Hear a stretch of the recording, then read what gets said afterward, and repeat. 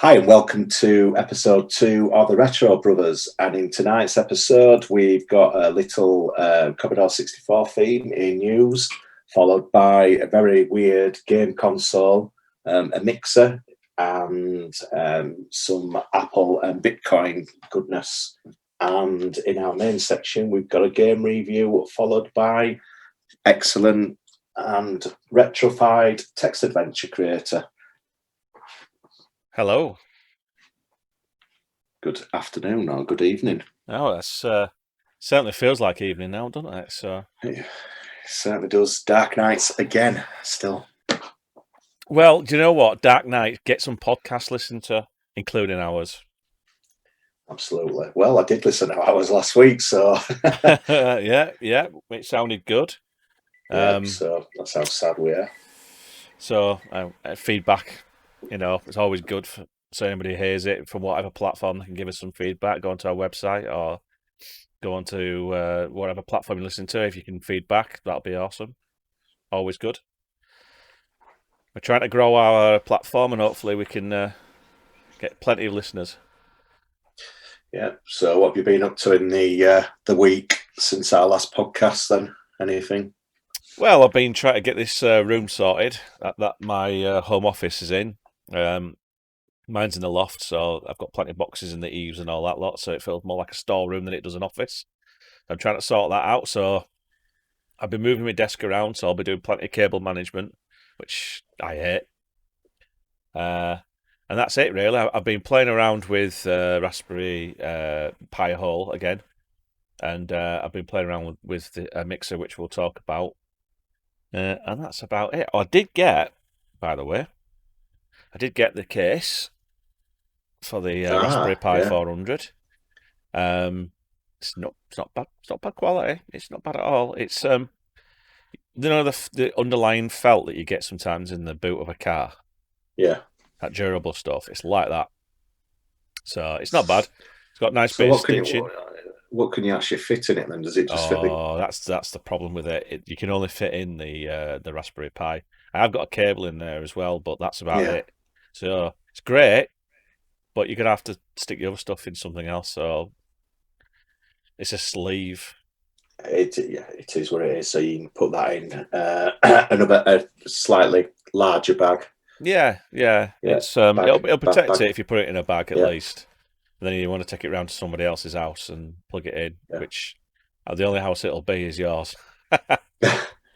Yeah. I don't think anybody else will appreciate me taking it out when I go around to the house and plug it into the TV and start doing a bit of coding. Probably not, especially if they don't know you. No, you ran some random person walking into their house. So what have you been doing? I can see behind you. Obviously, we're not showing video at the moment, but I can see behind you. You've got some nice display. Yeah, so basically that display was there slightly behind loads of suitcases, but so we've done the main bedroom now. So my bedroom is back, so you can see my vocal booth for my music, obviously my keyboard. But yeah, behind me, the BBC micro is there in display now with a Pac-Man light on top, which isn't going to stay there. And I've got my ZX Spectrum and then the C64 above it, and a couple of Nokia phones. But yeah, it's a shame we're not a video podcast as well, so people could just actually see that. You never know; things may change. We might start doing video as well, because we do actually use video to see each other. But yeah, if it does well or people ask for it, then we might actually think about doing it at some point. And then everyone can see your display. Yeah, exactly. Yeah. We could do video one day, and then at least when we put links in the show notes and we're talking about things, we can maybe show what we're actually talking about to some people. That sounds good. Yeah, might have to do that. We might even broadcast it live so people can see it live and see all the mistakes we might make. Oh, don't make. And there's plenty of them. So we've got a fair few bits and pieces in the news today. Certainly have. Looking at this, there is a fair bit. So we've got, definitely, like you said in the intro, we've got some C64 themed articles in there. A few boring things like privacy concerns and all that jazz. But yeah, so let's go for it then. So we've got farming simulator. So anybody who's a bit of a buff on the old simulators, I don't know whether you're actually playing. If you've ever played Truck Simulator or so there's Euro Truck and there's American Truck Simulator. Farming Simulator is one of those where even the people like the flight simmers, that some of these people do it for truckers do it for a real job and then come home and then jump in a simulator. I'm not sure how many farmers actually play this game, but Farming Simulator has been running. I think it's been going for since about 2008. I think we're on version 50, something like that. Now someone has made a C64 version. Yeah, so even when you look at graphics, that's like some nice isometric C64 style. I believe that's actually running as an emulated disc, so you actually have to use the emulator. So you get the ROMs, native ROMs, and it's $4.99, or what? It's about £3 sterling. Yeah, so you can play the game, do a bit of farming, check your crops, all that jazz in C64 style. What do you reckon to that?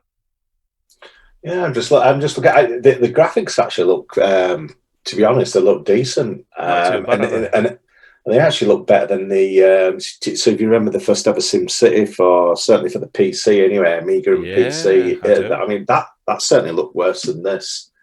Yeah, I think it'd be curious to see what the because it says there's 4 different versions here. So you get the emulator version running on PC. So it's almost telling you that it's got a version with the emulator with like an emulation wrapped into it.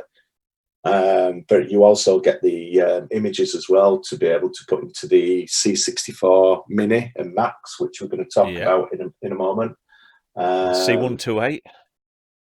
Yeah, on a reel. So yeah, the D64 image, which can be copied onto a 5.25-inch disc for a real Commodore 64, which is always great to see. And then the CRT image version, which yeah, and they've gotten even as far as you can put it on a cartridge, which you can use on a real Commodore 64 because the C64 doesn't support cartridges. But yeah, and that's actually coming from the Farming Simulator guys as well, so it's on their website. I'm not too sure whether they've actually developed it themselves, but it's on the Farming Simulator website. I will put a link in the notes if you want to spend, I don't know, for a price of a coffee or something. Get yourself a nice retro version of Farming Simulator, into that sort of thing. I've never played Farming Simulator. I like all the others. I like all the truck simulators and all those. Purely because I don't normally do it myself in real life, and I don't really come home at night and play IT Simulator. I think there is a PC desktop builder game or something, but is there? Yeah. It's not something I want to do. I don't want to come home and do my job and simulate it. But if you are a farmer and you want to do it in the old-fashioned way, retro, go for it. If you just enjoy the farm simulator in general, go for it. It's cheap enough. It's worth a punt. It is. I'm trying to think. I suppose we should look, but there's so many very weird different simulators. I noticed. I can't remember which it was last year, and it sort of made me think, why the hell would anyone want to simulate that? I don't think it was Farming Simulator. I think it was something else, because you could get it for the Xbox, but it escapes me, so I don't know. I have played Train Simulator. There's a few train simulators. There's a few versions out there, but there's a couple. I think it's the main developers. I think there's only a couple of them, but there's a few iterations. One I think is they just keep upgrading it. Another one they keep bringing out new versions.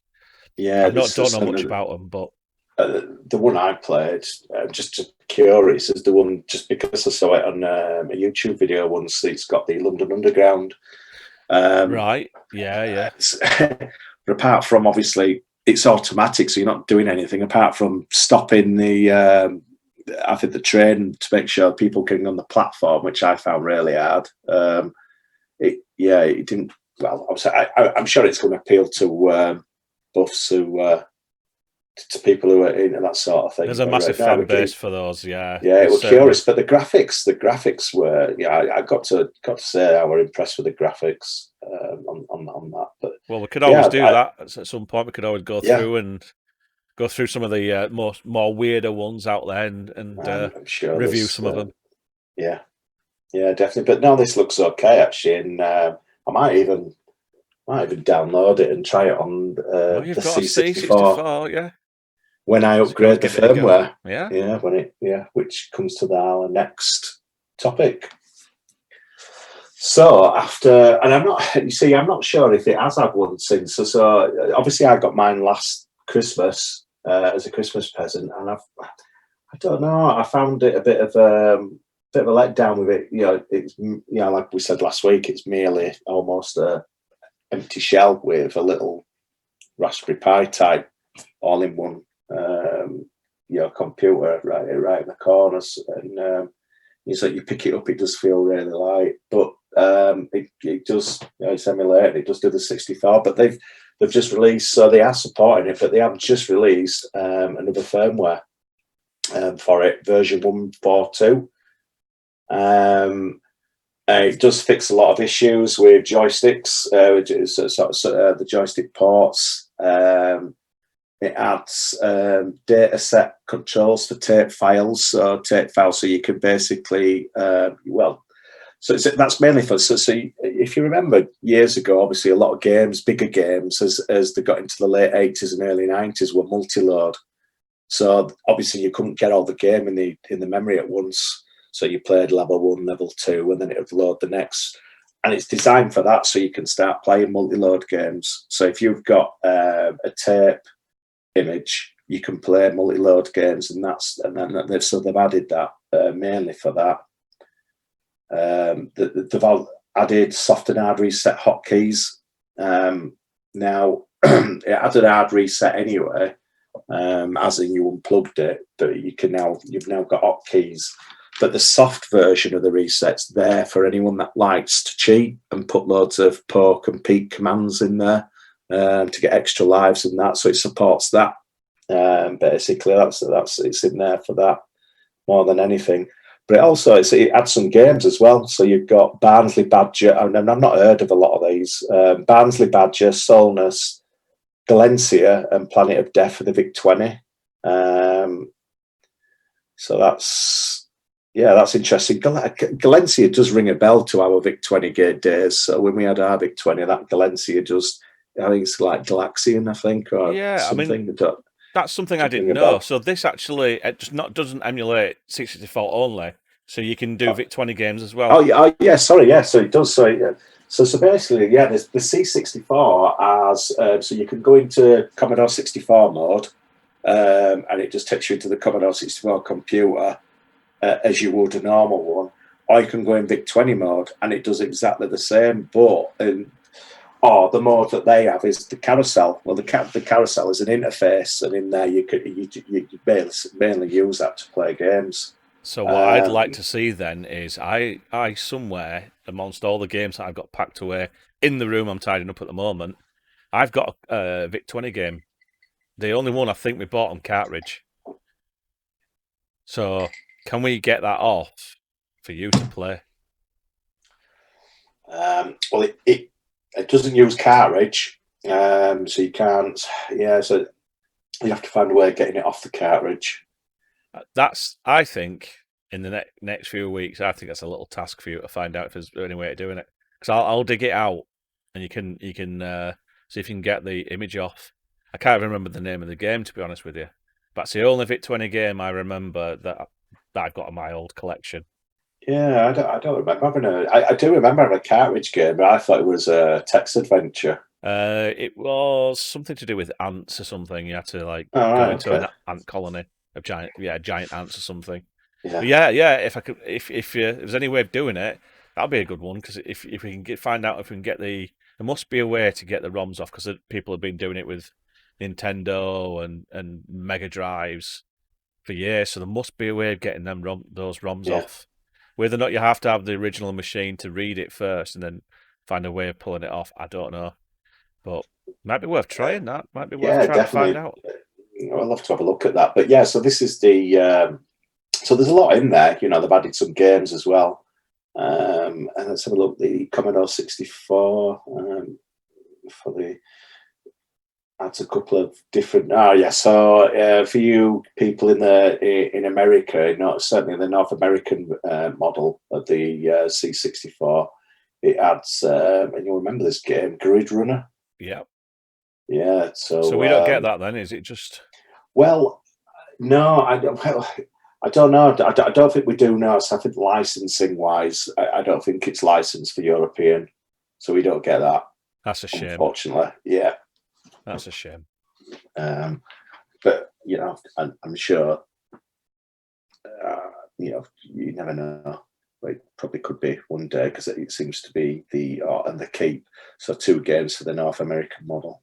I suppose, like any console or anything like that, back in the past, they used to have different versions, and maybe you can try to find a way of getting an American version, giving it a go, and see what it's like.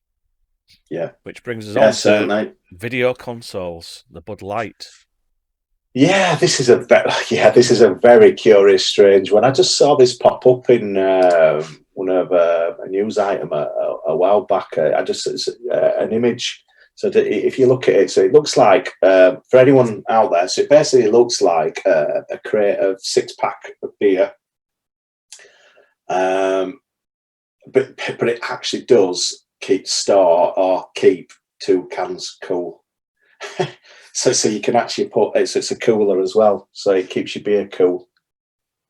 But it's got a projector inside it.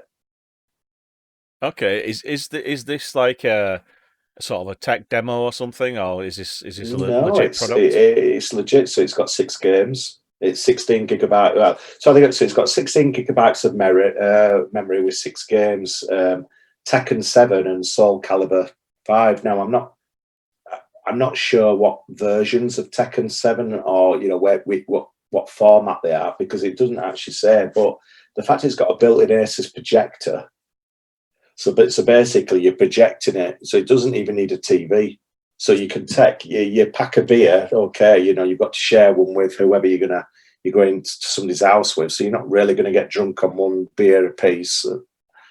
But it does cool the beer. But obviously, you get it's got storage for the 2 game pads, and then obviously the 6 games. But if I go into it, so it's a Windows 10 PC with an Intel i7 CPU and 16 gigs of RAM. The PC appears to be Microsoft Surface Pro similar system. So it's a bit, it's a bit of a weird one. So it's a PC shaped as a Bud Light. So it's not really a console, even though they mark it as such. But the internals seem to be a Windows 10 PC. So is this something where it's a sort of a limited thing, and you're not going to be able to get it on your local store? So I think it is actually. So it is very limited. the Asus it projects at 720p. It's just got built-in, so it's Intel Iris graphics. So of course, Tekken 7 and Soul Calibur 6 are obviously PC games. For more than that, so the front 2 cans are cooling fans, which is weird. But the middle 2 are holders for the game controllers, and the other 2 are to cool your beer. So yeah, it's very weird. But yeah, and even states in here, it's going to be very hard to actually get. Yeah, it looks like it is limited, but if you can get hold of a version, or I'm sure someone will buy it and then sell it straight on eBay for triple the amount. So there's always a chance of bagging one of them. But I like the idea of being able to pick up a what looks like a 6-pack of beer and taking it around to a friend's house and doing a bit of gaming. But they've died many times over now. The old LAN games, where you used to go around to a local, I don't know, scouts hall or something like that. You'd all sit around in the dark bring your own PC and and play against each other. I mean, that would have been perfect at the time when they were quite popular. But the old LAN parties, there's very, very few of them now. I like that. That's pretty decent. Yeah, I'm not sure if it's an open system. Like I said, with it being based on Windows 10, but you do get the 6 games. It's not an open system, is it? If it's Windows 10. Oh yeah, well, but yeah. So yeah, if you fancy, for those people who like Bud Light, check it out. I'm not sure where you can get it from, and I'm not sure how many they've actually made. Well, we'll put a link in the notes. Yeah, but it just seems to be something that the Bud Light engineering team did. They must have had lots of spare time on their hands. It's not a busy time for people, and they've got to find something to keep them going in the job. Yeah. So, yeah, it's a decent project. Interesting little, maybe there'll be some uptake on it, and I might actually sell more. So moving on. I do actually like Bud Light, those beer, but there you go. Let's, yeah. I've never tried it myself. Mixers, yes. So I've spent, I would say, about 2 to 3 months looking for a tiny little mixer. What I've got is, obviously, we're talking now when we're doing our podcasts, and sometimes I do a bit of streaming under a different gamer name. But if people want to know who it is, that's fine. I'll post it on there. I've got audio coming in from different sources, like a separate laptop, and I've got my mobile phone that sometimes I push stuff through. I've been looking for a mixer, and nothing special, just pulling in all these different audio sources and then pushing them straight into one PC where it can record it or have it together with some video. There are loads out there. If you go onto Amazon, you've got countless different mixers out there. You've got some that are really fancy for, I don't know, 80, 90 quid. You've got some really, really basic ones where you have a couple of channels in and one channel out. And you even have one that's just a USB sound card. It's just one volume and one mute. So I wouldn't really call that a mixer, but that's what they put it down as, peg it as. So I've got the Maker Heart, if I'm pronouncing that right. And it's called a loop mixer. Now, most people would assume that we're talking about audio loops here, where you play a bit of music, you record the loop, and then you play it back. But it's not for that. It's got a couple of ports at the back which allows you to loop another mixer. So if, for example, I run out of audio channels, which I won't with this because there's plenty of channels, then I can just plug in another one and I can loop them through, and then I can just daisy chain multiple ones off that. According to the manual, I should be able to do it off one power source, and it's not USB powered, which I always like. I've been told not to do that. Even you said that, and you're the more of an audio expert than me. It's a good little simple mixer. If you want something, you don't want to mess around with having to convert jacks, because a lot of them are what they call a half-inch. Is it half-inch are the bigger ones? Or if you don't want to have to mess around with left and right channels, you just want 3.5mm jack ports at the back. This is perfect. You've got your balance. You've got your volume control. It's all in there, and you can just pipe it through. And you've got 2 outputs. So one, you can pop it straight into a set of speakers or something, and then the other one straight into your PC for recording. There's also a separate headphones jack as well, which I'm not using at the moment. I'm having it go straight to my speakers and then back out over the earphones. And I tell you what, I've got an XLR microphone, and I've always had it going through the phantom power, which then goes straight into the PC. And it's always been a little bit, not quiet, but not quite crystal clear. There's not been great sound. I push it through this little mixer, and the sound is so much better.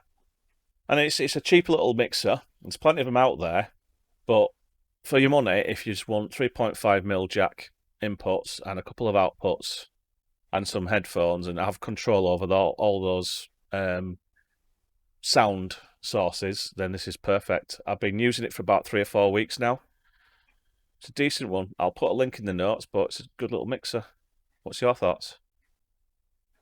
Yeah, it looks pretty tied down looking at it on sort of a keyboard sort of setup as well. So it's great for people to sort of mixing to get to sort of mix their own sort of monitor their own sort of audio in a music background. But I mean, for the price, the fact that you can have 5 stereo inputs or 10 stereo monos I don't is actually have it in front of me actually, but you can actually split those as well.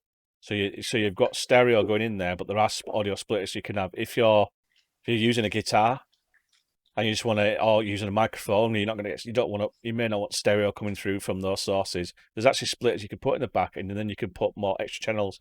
So in theory, if you're having mono, you can have up to 10. Yeah, it does look good, and the fact that you can, and the fact you can pan as well. I see what it does actually. So you can balance. If it's stereo, you can pan left to right. That's right.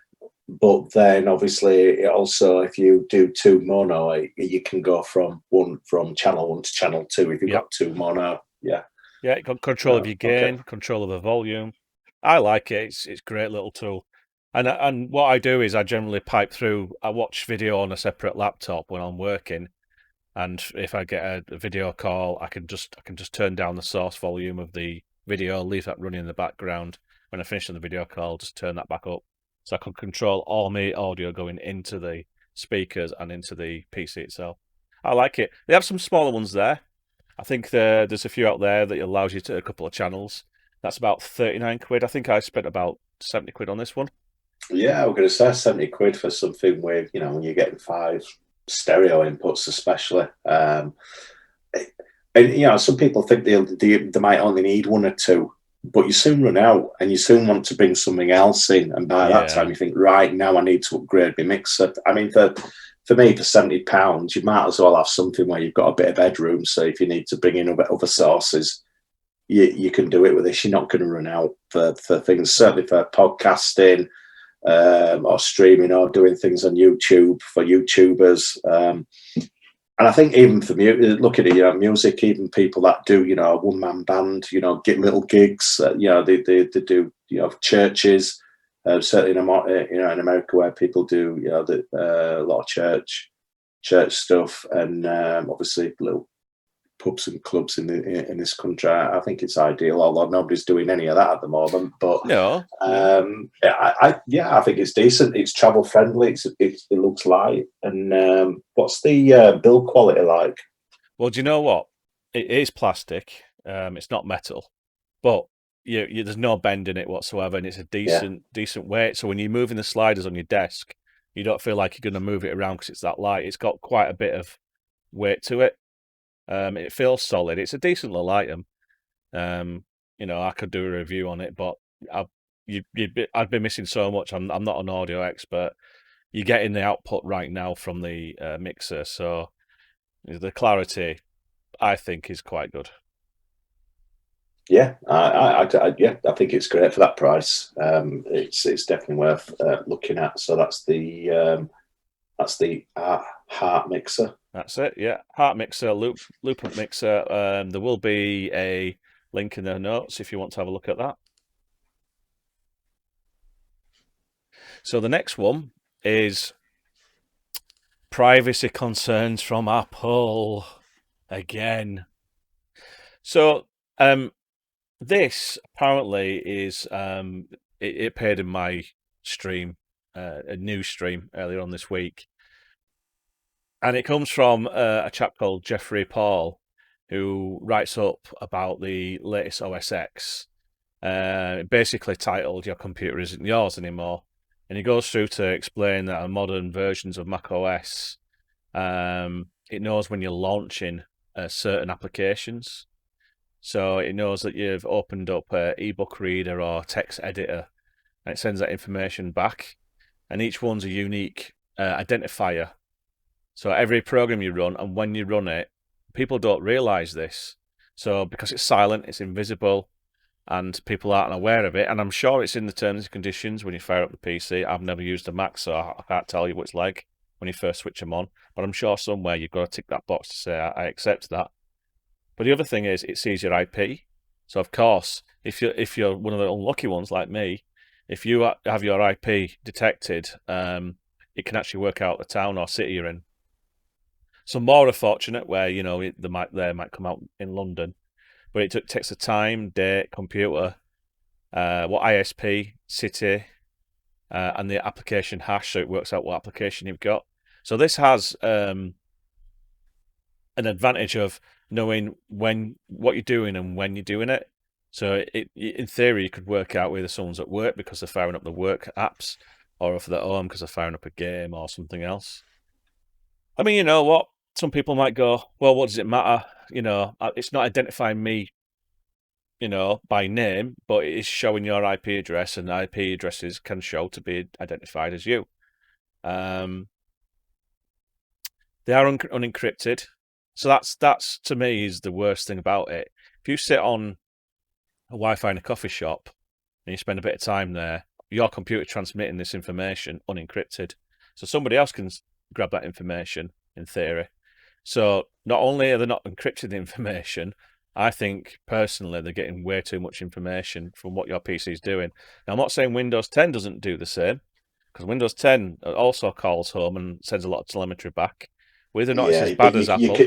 You can opt out of that though, and that comes up. The diagnostics part of it. A lot of people, when you're setting up for the OS, actually you can opt out of the Microsoft stuff, and it even tells you what it's sending to a certain degree. So it probably still isn't intrusive, but at least they are upfront with it.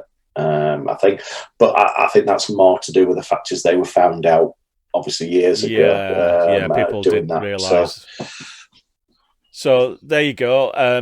Some people won't care, but let's face it. Do you get undressed in front of a window with your curtains open?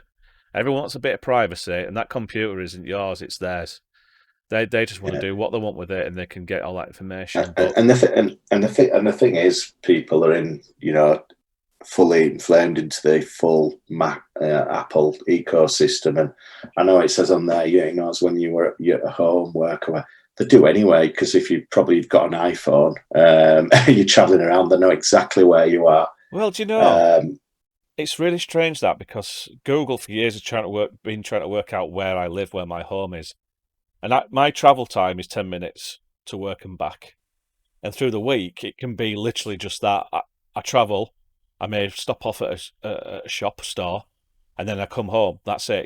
Sometimes you have whole weeks of just doing nothing apart from that on a weekday. And yet Google still can't work out what my home address is.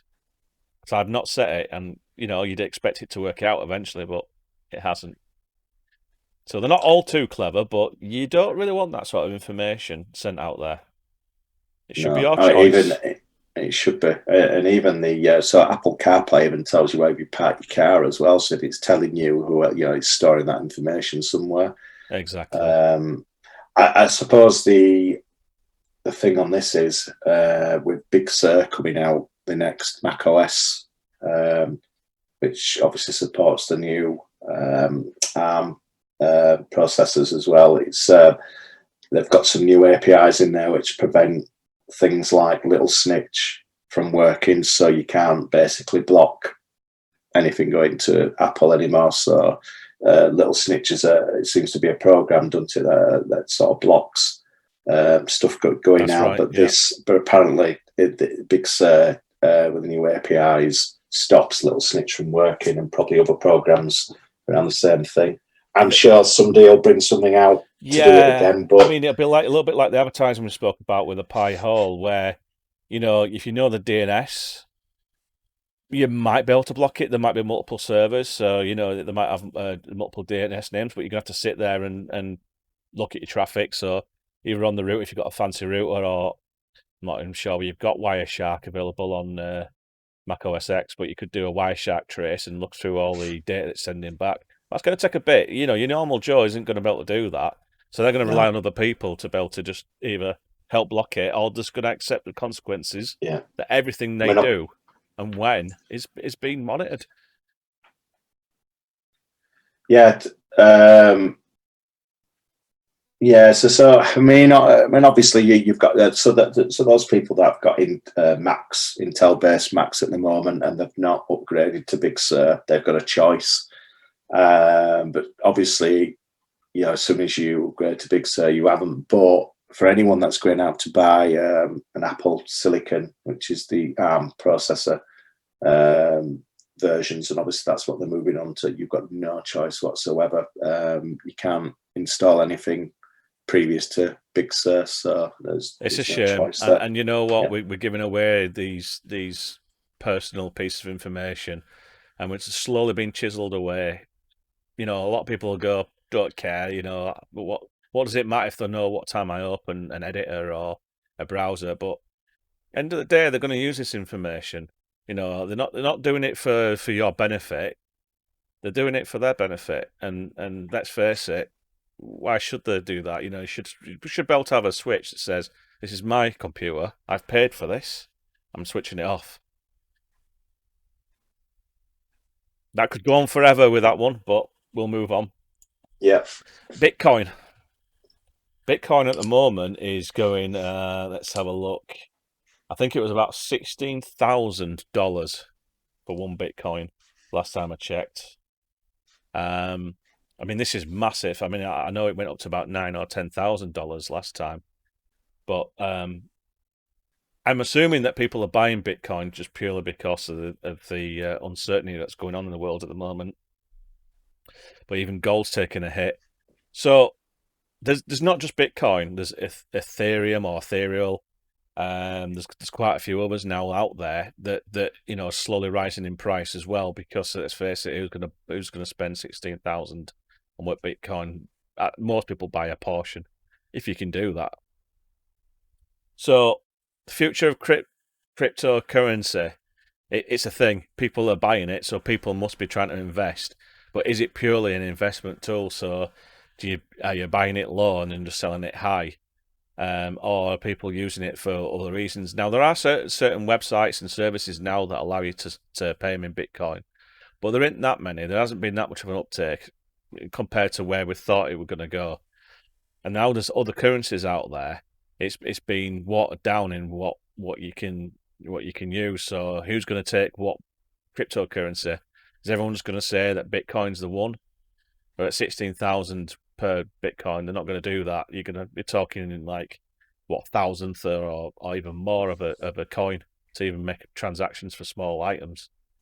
Now, obviously, banks don't like it, governments don't like it, purely because there is a record, but it's harder to trace who's made that transaction. If you make a payment, it's just like a hashed address, and you just send it to that address. Now, that address could be anywhere. It's just registered as an address and an endpoint. So you could pay anonymously in theory, and that's what a lot of governments and banks are worried about. They want to be able to handle this sort of information. They want to be able to handle all this. Because at the end of the day, you know, we can use it just for anonymous payments or just for a different way of paying. But obviously, then you've got your criminals. I mean, obviously, the people who are using Bitcoin and other ones just purely to pay for God only knows what on the dark web. So, do we want this as a thing? Is it something that we should have? That, you know, we've got the power. It's our money. It's our currency. We can control it however we want. Or do we think that this has become such a big thing now that criminals? I mean, who knows how much of this is criminal activity and how much is actually real? Yeah, I think it's a strange one, and I think given the way 2020's gone, you know, you've got conspiracy theorists, and you know, you've got the Great Reset.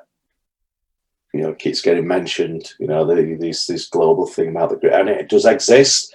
People who talk about the Great Reset, and it, you know, even you know, you've got famous people talking about it as well, and apparently the next a conference that's happening next May. I think it's a theme of that event. So people reinterpret what the Great Reset is. Some people think it's climate, but some people are obviously thinking it's everything. Obviously, with what's happening in 2020, you know, everybody's economic markets have crashed. Some people saying it's been forced. I don't see that, to be honest, but are people buying cryptocurrency because of that? So are they saying that maybe in the future is that going to be the only currency that's worth having? If the Great Reset happens, so people are buying cryptocurrency for that. Again, it's to keep control, like you said. It keeps the control. Whereas at the moment, if you've got globalists, Marxists, or whatever running the world, as some people are saying, there's no control over your own finances. So are people buying cryptocurrency for that? I don't Well, I know. mean, looking at the price actually at the moment, we're nearly getting up to 18,000 Yeah, for a Bitcoin. yeah, I suspect that this is going to probably be another bubble burst and it'll drop again as people yeah, start. Once it becomes worth so much money, it'll drop again. So I suspect that if you have got Bitcoin at the moment, I'd have to keep an eye on that one because that's going to drop pretty quick when people start selling it. Yeah, I yeah, kind of agree with you. People are trying to take control of the finances. But there's no really easy way of handling your Bitcoin. I know you have to have well, certainly from years ago when I looked into it, you had to have a program and you sort of had your own hashed address, which was unique to you. And I think it took a while for it to download all the data. It's like sort of a distributed network, so it was like almost like a torrent. And you downloaded all these addresses to identify who had what, as it were. So you could send the money to an address. So yeah, I mean it's made it easier. You can go on to there's got trade markets, online trade markets now for Bitcoin. But from what I understand, and again conspiracy theory alert here, if you go onto one of these marketplaces and you pay and buy Bitcoin direct, you get flagged. In theory, if you sign up to some of these services, now some of them, I mean, we've heard in the past, one of them closed down and the money started disappearing. Um, so yeah, there is an underlying black market going on. Then there is for anything, even when the internet started many years ago now, um, people realised they could use that for criminal activities. So there's always going to be that. I think it can be nothing but a good thing. Yeah, I understand that we'd like to know when criminals are taking money for whatever services and injecting it into Bitcoin and effectively getting rid of any trace of the money. But end of the day, it's there for a reason. It's been put there because there's been too much control over what people have in terms of cash and their sort of currency. So watch out. It's gonna burst. I can see it. It will drop at some point. So people start selling it off when they've made their money. So if you have Bitcoin, just keep an eye out. It's a good thing, I think, and it helps with the old privacy. And nothing wrong with that. You're not hiding anything. It's just that you want to be a private person. Sometimes you might buying stuff that it's not criminal, but you don't necessarily want somebody to know about. Certainly your bank, especially when you go for those reviews about your mortgage. yeah. So moving on to a main section, Andy, we've got a couple of games, or one maybe a game engine that we're going to review. So the first one, because we like retro graphics, is a game on Steam. You might be able to get it on other platforms as well, called Noita. I'll put the link in there for Steam. Um, do you remember a little game called Powder Toy? Yes, I do. Yeah. So the idea with that is you had access to concrete and wood and various materials, and you could paint them in on the screen for people who don't know, and then you could set fire to them. So fire obviously burn wood, but wouldn't burn concrete. Or if you had a flame going and you had it underneath the a metal container and it had water in, you could heat up the container and it would then turn the water into steam. So every little pixel, every little particle in the game would interact in a certain way. So you expect wood to burn, but certain metals not to, but maybe grow hotter. Certain materials would explode. So someone, I guess, has taken the idea and made a game called Noita. So the idea is it's a rogue type game. You start off at the entrance of a cavern, mines, and you're a wizard. You got really, really basic wand, and you go in there, and the idea is to just travel through the various levels. Um, what's great about it is every piece, so it may be land or a platform or an oil lamp, has interaction. So if you fire your wand at an oil lamp, it'll knock it off. If it splits and breaks, it's near something flammable. The oil ignites. You set on fire as well, so if you go near fire, you'll set on fire for a while. You can also poison yourself. You can have crates explode. You've got creatures that got certain things like fireballs, which can set fire to things. You might have huge reservoirs of water. If you explode the ground next to it and create a hole, it pours out and fills the levels below, so you can drown creatures. So there's all sorts you can do in this. What I really like is I was watching someone on Twitch play this game, and there's a little mod or like an inbuilt part of the game where you can have people interact with what you're doing. So every 90 seconds or so, people can vote on what happens to you next. So it might be you get an upgrade to your wand, or you might get some helpers. But then you can also have like rain of oil or rain of fire or huge worms that burrow through and attack you. So people can interact while you're playing the game. What I like about it is it's retro, but it's something new. I haven't seen anything quite like this before, apart from something like Powder Toy, which was really more of a simulator or just sort of a sandbox style game. So this is a nice little retro graphics platform game, but you've got to be careful what you do. If you fire that wand and ignite a lake of oil, you've got to be out of its way because you'll set on fire. The music in it is really good.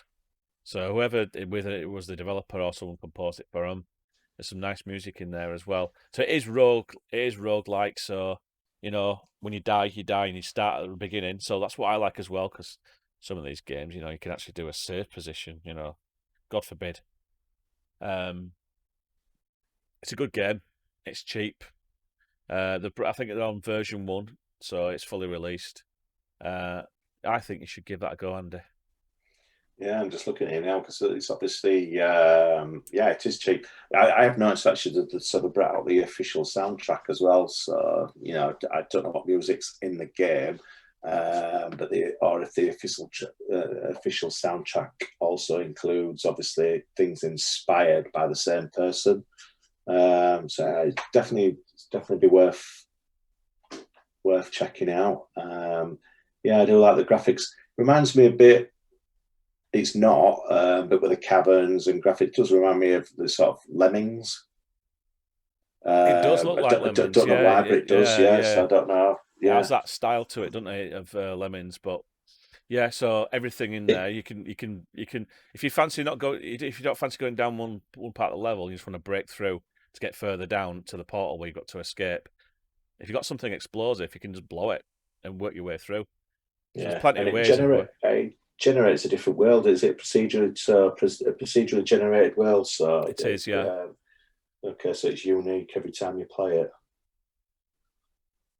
And you can go when you go through each level, you've got a shop or a store, and you can use the gold that you've found on the way through to upgrade your wand, and you've got all sorts of spells. Some bounce around like boomerangs. You got ones that explode on contact.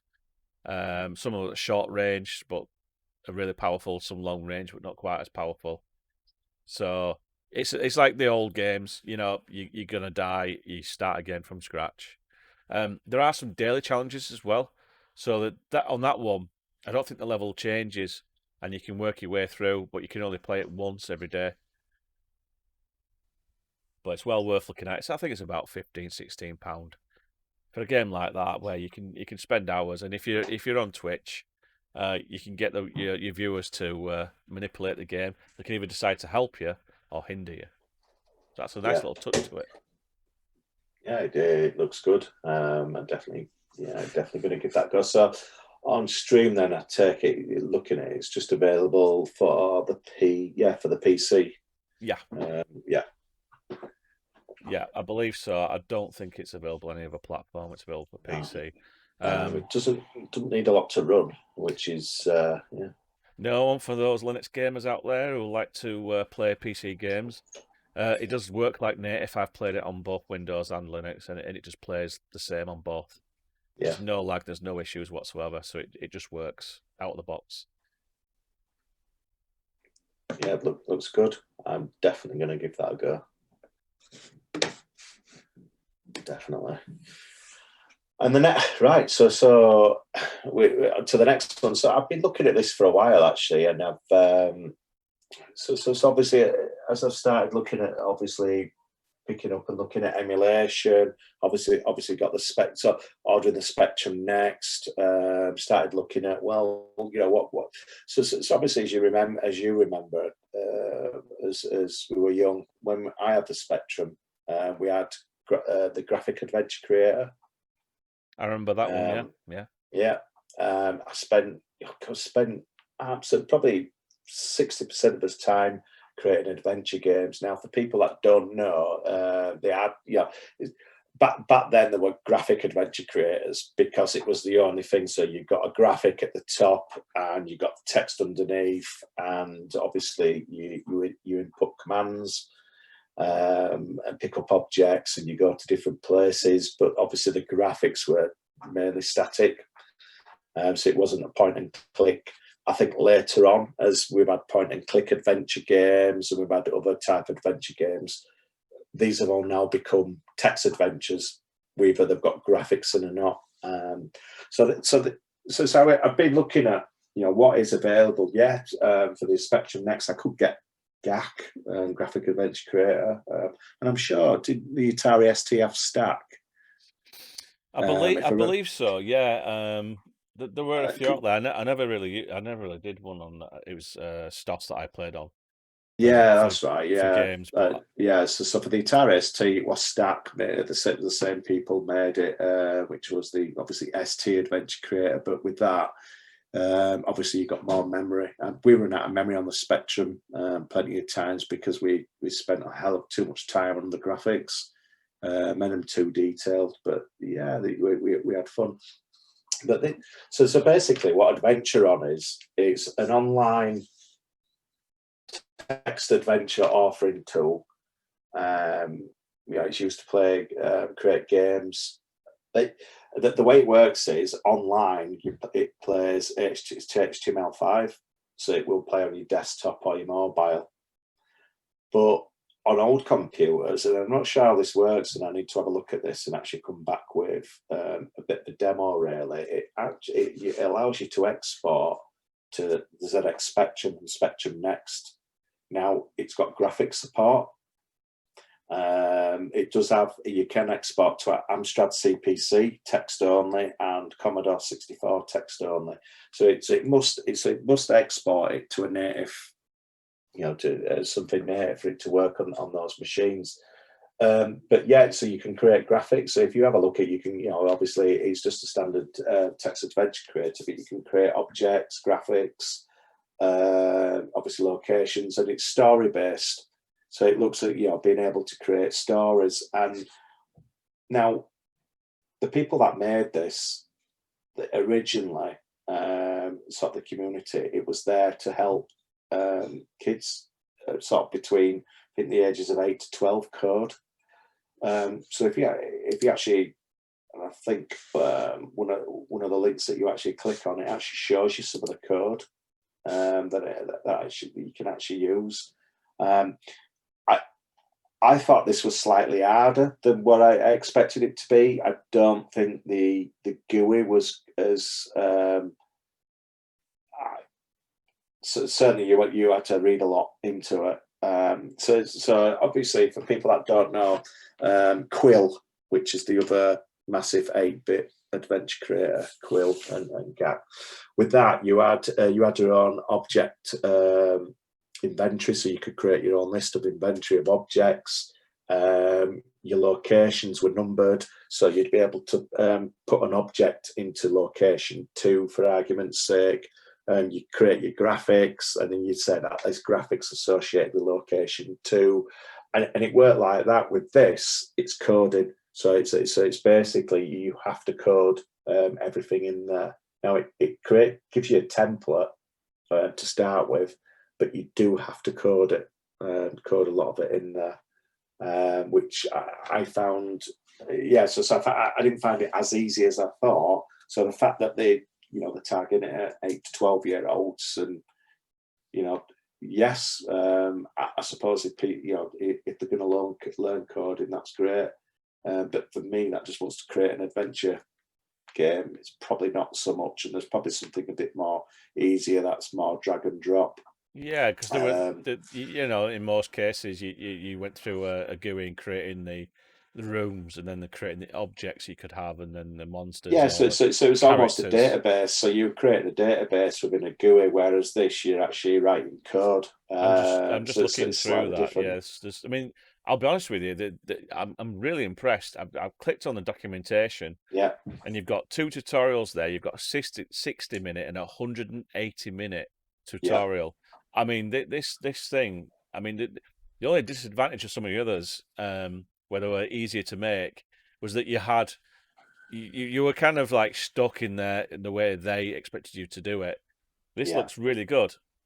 You can handle different events, variables, loops. So yeah, the kids are going to learn the basics of programming, understanding what a variable is, loops. You can load and save the game. You can load up the graphics, and I mean, you've even got grammar in there as well.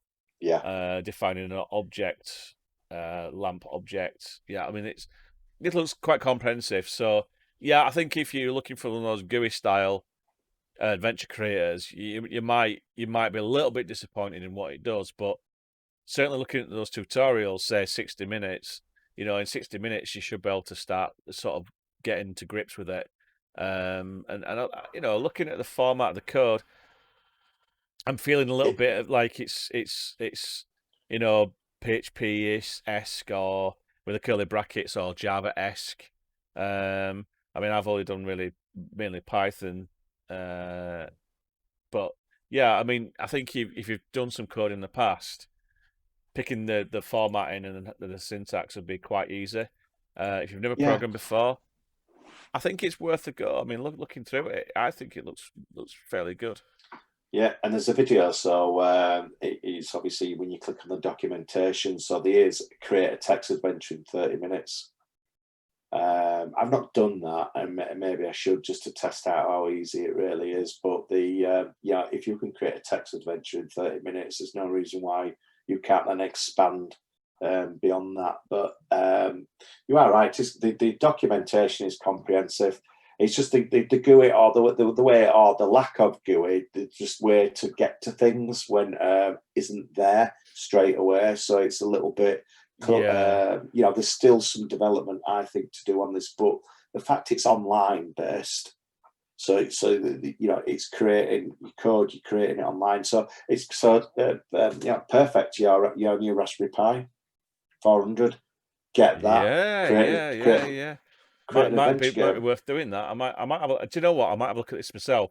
Um, because I do a bit of coding, but I'm not. That is not my full time job. But just looking through, you kind of like just creating sort of an array for a list of Yeah, locations or a list, and then you put your connections together. So yeah, I see what you mean. If you want to, that's sort of almost a program to manage, and you can click on a list and say, "Show me the location," and then show me what's in that location. Yeah, definitely. It looks like the management side of it. You're gonna have to look in your code. You're gonna have to look through your yeah, lists to work it out. I mean, there may be something in there. I might be missing it because I'm just looking at reference guide.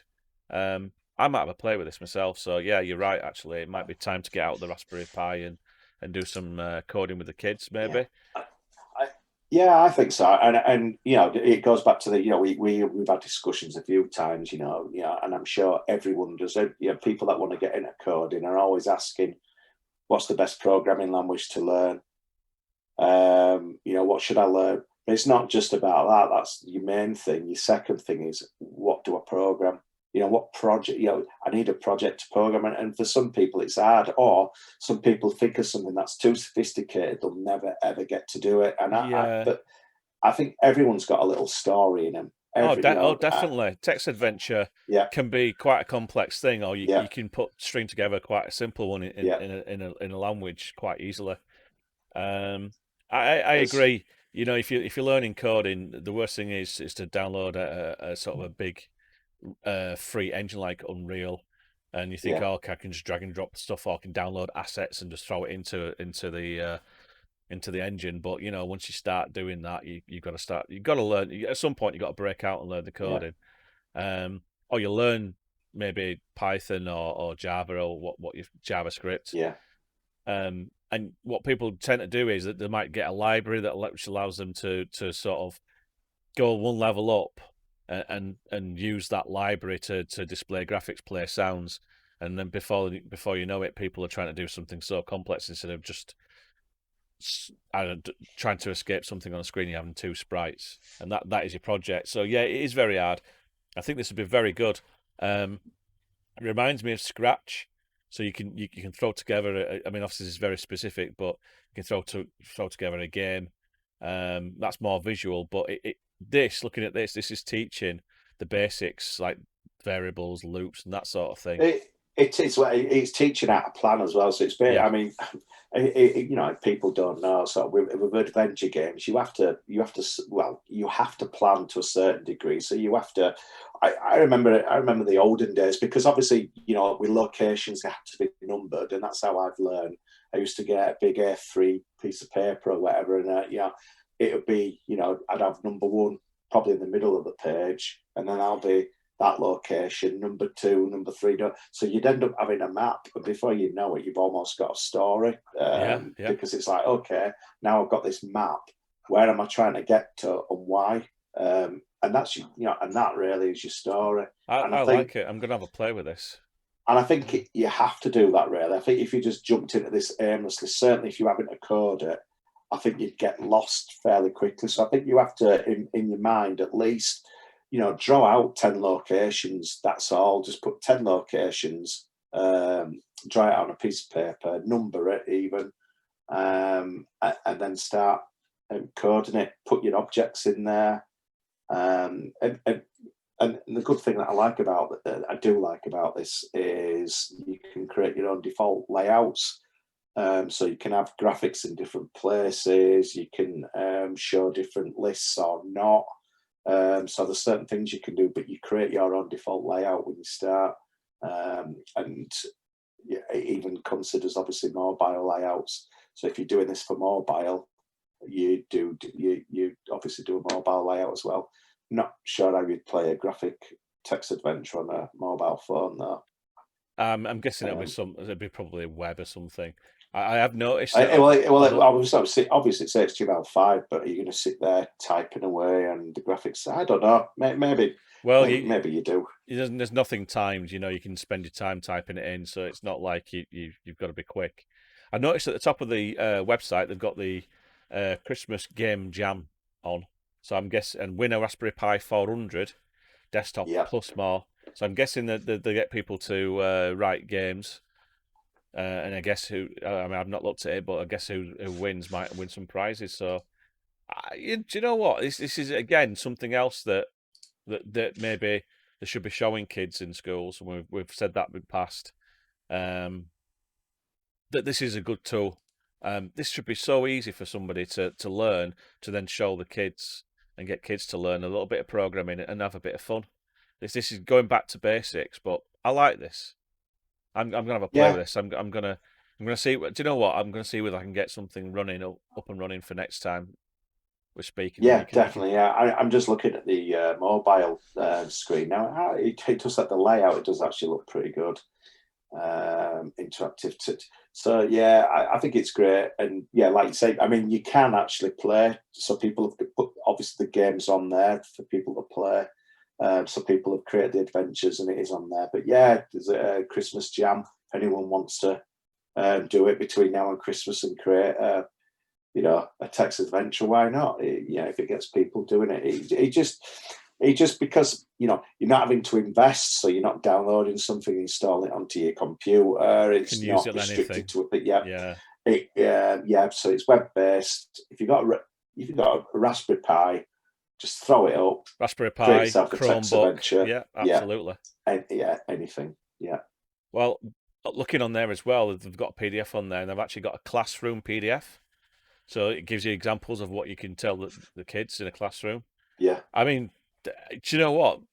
Kudos on this one. This is something I've completely bypassed.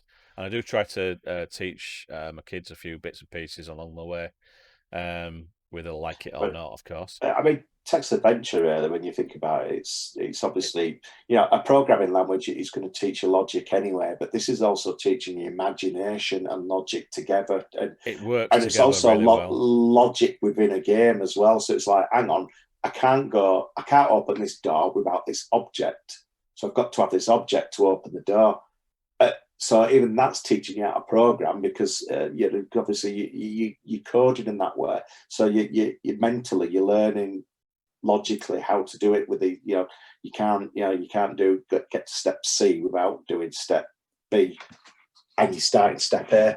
That's exactly what programming is to a certain Exactly, degree it's once you helping put your loops in. Yeah. So I the think, whole part around logical thinking. This is yeah, great. I'm gonna have a play with this. In fact, I might have a play with it tonight. yeah, But yeah, I'll try it. What I'll do is I'll try it on got a little friend there.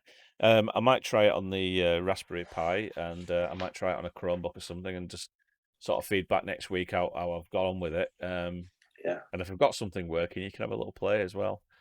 Yeah, I'd certainly like to see how it works in how you export it to an 8-bit machine as well. That's Yeah, I mean, definitely going to be. just being able to do that, or mobile, which that'll help, promote it to the kids. Yeah, I've got created a game and you can play it on your mobile. So yeah, I'm liking this. I'm quite yeah, enthusiastic about this. So yeah. um, So yeah, so if anyone out there, if everyone's got a little story in there, they've always wanted to write a book or something, they're not quite get there. Write an adventure game instead. It's still the same story. Get it written. absolutely. And great thing is, if you can't draw any graphics, you don't have to. Just No, write it. It's a yeah, text adventure. absolutely, yeah. I think it'd be good. Fantastic. Now we did promise people this time round um, about some PC specs that we're going to put together to see whether we can, you know, put something that would potentially beat, and I would expect to beat the new Xbox at a certain budget. There's a bit of a competition between ourselves, but we've had so much stuff for this time round. We're going to save that until next week. Yeah, definitely. Yeah, yeah, that's going to be interesting to see what systems we both got and who's cheated as well, because I'm sure we've managed to do that somehow. But There's yeah, no cheating between brothers, Andy. We don't cheat. no, no, um, A bit of yeah, rivalry maybe, but we don't cheat. no, no, probably not. Good. Have we got anything else that we're going to bring up next week? Yeah, I think we've got a topic on the future of gaming as well, coming up, because obviously, we've gone from the 8-bit era, consoles to 8-bit computers, back into consoles with the 16-bit era, and then it was consoles for a hell of a lot, for a while. PC gaming, obviously, is taken off twice, but obviously, when you look at that, but I think that's a certain generation that's gone through all those, and I think the next generation of people, I think they're slightly different. You've got those, they've never even they've never even sat at a computer. It's a mobile phone or tablet, and that is it. So their exposure's totally different to ours. And it'd be good to talk about that as a topic, as a whole, really, about what is the future of gaming in 20 years' time. Yeah, exactly. I mean, this came from watching my kids doing a lot of gaming now on their mobiles or tablets, and to an extent it worries me a little bit because of the if this is the future of gaming, just putting your thumb on a screen and tapping occasionally, there's not much to it in some cases. I mean, there's some brilliant ones out there. We'll talk about it next week, but it just brought up an interesting subject where do we think this is where it's going to go? We've got consoles and we've still got, like you say, a resurgence in desktop and laptop gaming. But is this going to be the future? And as is our generation, and some generations slightly younger than us or a lot younger than us, going to be the last generation that might actually go out and buy a PC and do some gaming. So it'd be an interesting Yeah, topic. yeah, I've got some thoughts, and I'm sure you have. we'll talk about that next week, and it'll be a good one because we've got the PC spec as well that we're going to talk We about. have. And whatever else comes up through the week. So, that's the end of the show for this week. This should be up in the next few hours. So again, we said Tuesday, Wednesday for most people, and we'll see you next week. See you Goodbye. soon. Bye bye.